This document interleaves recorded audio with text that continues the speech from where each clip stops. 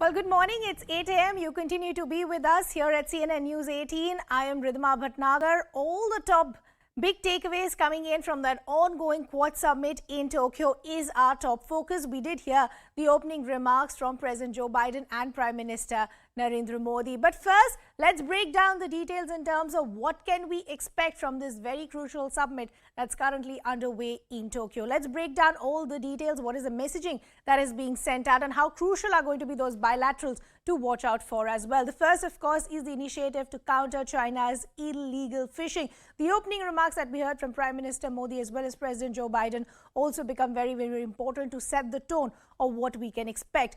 Second, of course, is economic framework to counter a more aggressive dragon or a more aggressive China, delivering 1 billion COVID vaccine doses. That's, of course, a possible agreement on the cards as well. A deal is also expected on the Quad developing sustainable infrastructure. That also cannot be ruled out. Cooperation on emerging technologies, biotech, and cyber infrastructure. That's again something that can be expected as far as this summit is concerned. But first, let me go across to our political editor, Maria Shakil, who in fact has been getting us all these updates from Tokyo. Maria, it's early morning here. Good morning. We've already heard the initial remarks from Prime Minister Modi and President Joe Biden. That in a way sets the tone of what we can expect. The words are very, very crucial, that these are friends coming together to chalk out a way forward to strengthen the Indo-Pacific.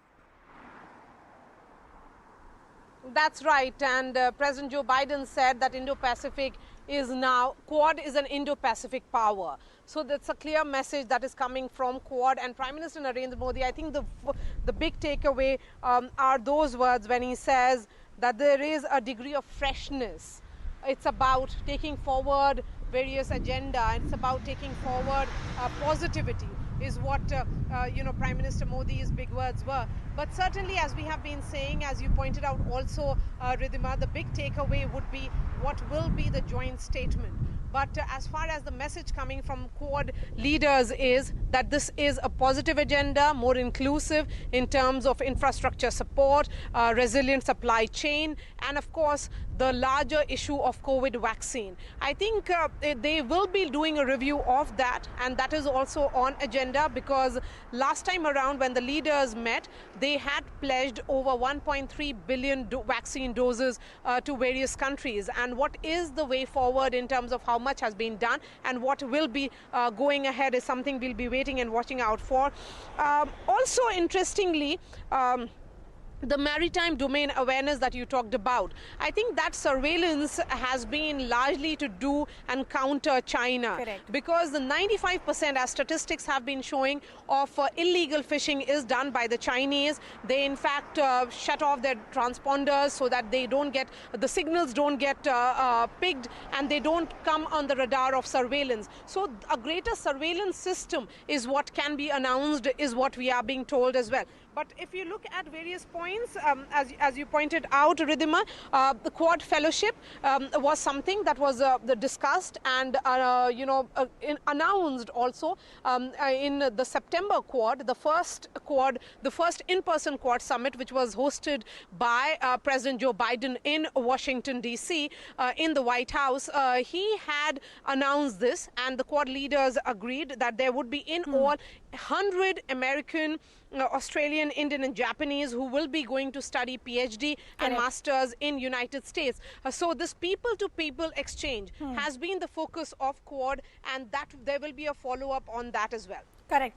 Maria, two things that I want to understand from you. One, of course, is the events that we've seen which led up to this summit, which is the announcement of the IPF as well, which is the Indo-Pacific Economic Framework, a dozen countries, a move that was initiated by President Joe Biden.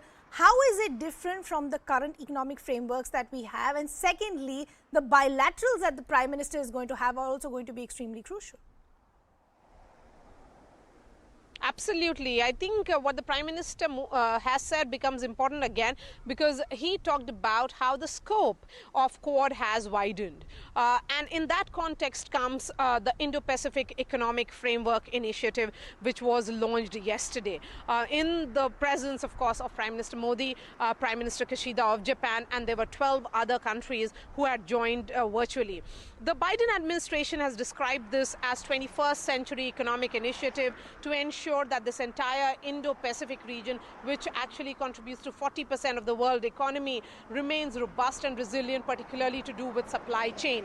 That is the reason why that framework becomes crucial, because I think this has to do also with countering Chinese aggression in the market space, and US wants to continue to dominate, continue with its economic aggression. But then also the view is, Ridhima, that is this coming too little too late, particularly given the kind of advances that China has already made, and the fact that they have penetrated just about every market that you can think of. What will be the real long-term tangible outcome of this initiative?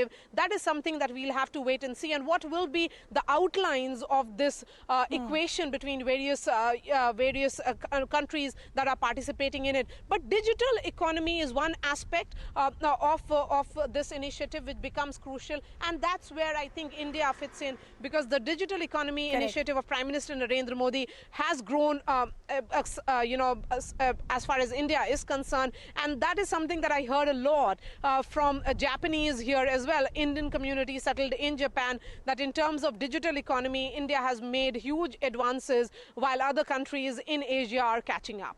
Maria, before I let you go, I also want to understand about some other issues which we have seen in the news also recently. And one of these possible discussions could be around the wheat export ban that India has announced. Now, of course, the United States has been critical of that, wanting that ban to be lifted. But fair to say that the narrative by India could be that our needs come first, but this ban could be tweaked and modified as per needs of other countries as well. Yes, that's right. And I'm looking at President Joe Biden's statement, and he did say that global food crisis is also hitting us badly. So in that context, but India has put India first, and rightly so, because the interest of India and Indians are paramount for Prime Minister Narendra Modi. Having said that, as far as the wheat export is concerned, I think, will that really find a mention here? I'm not too sure about it. But, you know, Ridhima, it's interesting that the leaders are talking about democracies. They are talking about their own role in Indo-Pacific. They're saying that Quad is a reality, it's growing, and ever since its resurgence in 2017, this is a new Quad. It is being called as Quad 2.0, very different from what it was in shape and form before that. Given the kind of commitments these world leaders have shown towards Quad. So that is the reason why I think it will be more in the point of convergences, more in the point, more to do with opportunities and cooperation rather than points of conflict, including Ukraine-Russia war. Because this is happening in the background of a live conflict, this will find a mention, and President Joe Biden has done so already in his opening comments. But will it be finding a mention in their joint statement? Let's wait and see about that. But certainly, as far as India's stand is concerned, and Prime Minister Modi has managed to communicate it rather effectively to most of the members of the Quad, that India believes in diplomacy and dialogue and will not be taking a side one way or the other. Maria, I also want to understand, interesting that you pointed this out, has also been the response of China so far, which essentially has been very, very dismissive as far as the formation of Quad is concerned. How do you read the response of China? Is it fair to say, is it just frustration?